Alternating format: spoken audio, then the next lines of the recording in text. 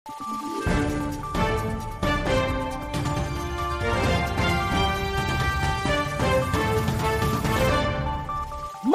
araw, Pilipinas! Ito ang Valiente News sa sa inyo ng Office of the Vice President. Napalago na ng isa sa mga MTD beneficiary mula sa Zamboanga ang ipinagkaloob na 15,000 pesos na livelihood grant ng OVP. Ang kanilang pinasok na negosyo, paggawa ng pugon.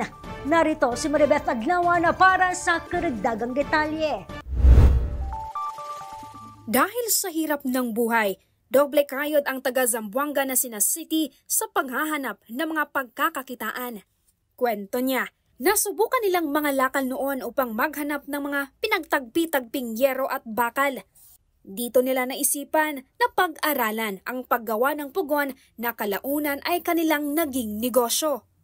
Sa pugon kasi, sa araw-araw na nagluluto yung isang bahay, yung isang pamilya, kay kinakailangan.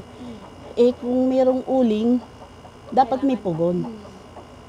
Kaya yun ang naisip namin. Pangunahing pangangailangan ng tao. Naging kaagapay ni City ang kanyang mga anak at asawa sa paggawa ng pugon. At dahil sa kagustuhan na mas mapalago pa ang kanilang nasimulan na negosyo, lumapit sila sa tanggapan ng pangalawang Pangulo. Sa tulong ng OVP Western Mindanao Satellite Office, naging benepisyaryo sila ng Magnegosyo Taday program noong nakaraang taon, kung saan pinagkalooban si City ng 15,000 pesos livelihood grant. Agad naman na ipinagbili ni City ang natanggap na puhunan ng karagdagang kagamitan tulad ng bagong yero, semento, pintura at marami pang iba. Ipinasilip naman sa amin ni na City ang kanilang finished product. Sa ngayon, nagsusupply na ng pugon sa palengke sina City at marami na silang mga naging suki. Masaya rin na ikinwento ni na City ang patuloy na pag-unlad ng kanilang negosyo na kumikita na ngayon ng nasa 30,000 kada buwan. Naipatayo na rin ni City ang kanilang bahay dahil sa paggawa ng pugon.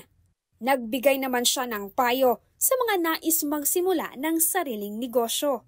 Tips ko lang sa magnegosyo, dapat may tiyaga tayo.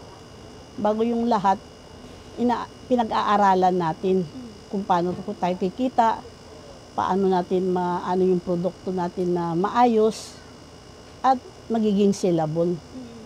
Na doon, tiyaga lang talaga.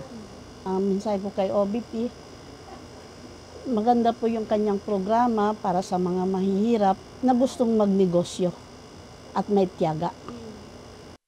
Mula dito sa Zamboanga City, ako si Maribeth Adlawan, lahat para sa Diyos, bayan at pamilyang Pilipino. Valiente News. Marami pang mga balita ang dapat abangan dito lamang sa Valiente News. Ako si Claudette Loreto para sa makabuluhan, naninindigan at matapang na mga ulat at impormasyon. Maraming salamat.